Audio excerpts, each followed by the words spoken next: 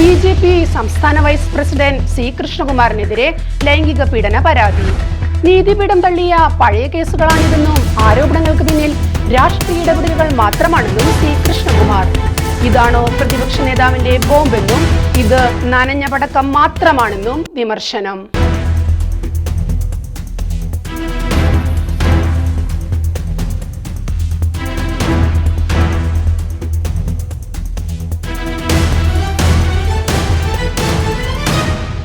രാഹുൽ മാങ്കൂട്ടത്തിൽ കോൺഗ്രസിന് സൃഷ്ടിച്ച കളങ്കത്തിൽ നിന്നും ജനശ്രദ്ധ തിരിച്ചുവിടാനുള്ള കഠിനാധ്വാനത്തിലാണ് കോൺഗ്രസ് നേതാക്കൾ ഇപ്പോൾ.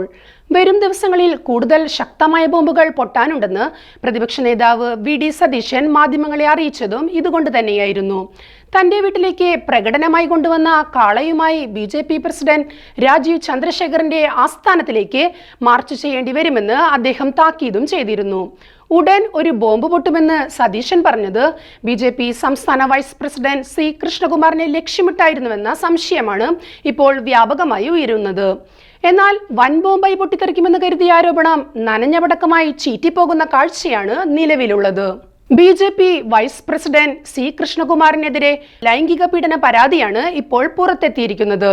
വി.ഡി. സതീശന്റെ നിർദ്ദേശപ്രകാരം സന്ദീപ് വാര്യരാണ് ഈ പരാതി വിവാദമാക്കിയതെന്നാണ് സൂചനകൾ. എന്നാൽ ഈ പരാതിയിൽ പുതുമകളൊന്നുമില്ലെന്നതാണ് യാഥാർത്ഥ്യം. ഇതേ പരാതി വർഷങ്ങൾക്ക് മുമ്പേ ബി.ജെ.പിക്കുള്ളിൽ ചർച്ചാ വിഷയമായി ഉയർന്നു വന്നതാണ്. കെ സുരേന്ദ്രന്റെ എതിർവിഭാഗം നേതാക്കളാണ് അന്ന് ഈ പരാതി വിവാദമാക്കിയത്. അന്ന് പാർട്ടിയിൽ കൃഷ്ണകുമാറിന് ക്ലീൻ ചിറ്റാണ് ലഭിച്ചത്. ഇതേ പരാതി കോടതിയുടെ പരിഗണനയ്ക്കായും പരാതിക്കാരി സമർപ്പിച്ചിരുന്നു. 2014 നൽകിയ പരാതി കുടുംബ സംബന്ധമായ സ്വത്ത് സംബന്ധിച്ച തർക്കമാണെന്ന് നിരീക്ഷിച്ച കോടതി 2023 കൃഷ്ണകുമാറിന് അനുകൂലമായ വിധിയാണ് പുറപ്പെടുവിച്ചത്. ആരോപണങ്ങൾ തെളിയിക്കാൻ തെളിവുകളില്ലെന്ന് ചൂണ്ടിക്കാട്ടിയാണ് പരാതികൾ കോടതി അന്ന് തള്ളിക്കളഞ്ഞത്.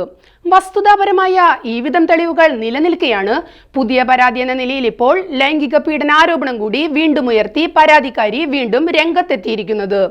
ഇതിനു പിറകിൽ ചില രാഷ്ട്രീയ നേതാക്കളുടെ വഴിവിട്ട ഇടപെടലുകൾ കൂടി ഉണ്ടെന്ന ആരോപണവും ശക്തമായി ഉയരുന്നുമുണ്ട്. കോടതി തള്ളിയ കേസ് വീണ്ടും ആവർത്തിച്ച് പരാതിക്കാരി രംഗത്തെത്തിയിരിക്കുന്നത് എന്തുകൊണ്ടാണെന്ന് ഇനിയും വ്യക്തമല്ല. ഇതിനു പിറകിൽ ഉന്നതതല രാഷ്ട്രീയ ഇടപെടലുകൾ ഉണ്ടായിട്ടുണ്ടെന്ന ആരോപണം ശക്തമാണ്. ബി.ജെ.പി. സംസ്ഥാന പ്രസിഡന്റ് രാജീവ് ചന്ദ്രശേഖറിനാണ് യുവതി പരാതി നൽകിയിരിക്കുന്നത്. കൃഷ്ണകുമാർ തന്നെ ലൈംഗികമായി പീഡിപ്പിച്ചുവെന്നാണ് പരാതിയിൽ അവർ ആവർത്തിച്ചിരിക്കുന്നത്. കൃഷ്ണകുമാറിനെതിരെ പാർട്ടി തല നടപടികൾ വേണമെന്നും തനിക്ക് നീതി ലഭിക്കണമെന്നും അവർ ആവശ്യപ്പെട്ടിട്ടുമുണ്ട്.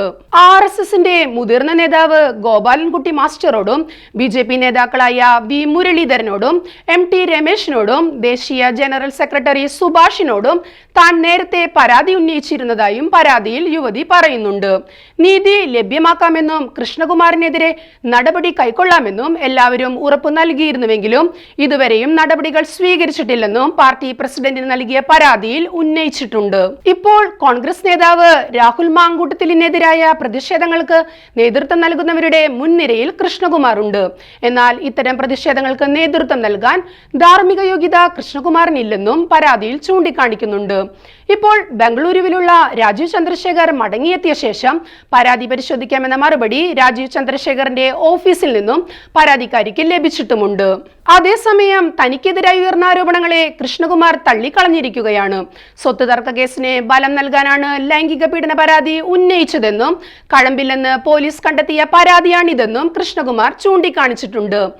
ബി.ജെ.പി. നേതാക്കൾക്ക് താക്കീതായി പ്രതിപക്ഷ നേതാവ് പൊട്ടിക്കാനായി മാറ്റിവെച്ച ബോംബ് ഇതാണോ എന്നത് വ്യക്തമല്ല. ഇതാണെങ്കിൽ അത് ബോംബല്ല, നനഞ്ഞ ഓലപ്പടക്കം മാത്രമാണെന്നും പറയാതെ വയ്യ. അതല്ല, ഇതിലും കടുത്ത ബോംബ് കയ്യിൽ വെച്ചാണോ പ്രതിപക്ഷ നേതാവ് അവസരം കാത്തിരിക്കുന്നതെന്ന് അത്യധികം ആകാംക്ഷയോടെയാണ് രാഷ്ട്രീയ കേരളം ഉറ്റുനോക്കുന്നത്.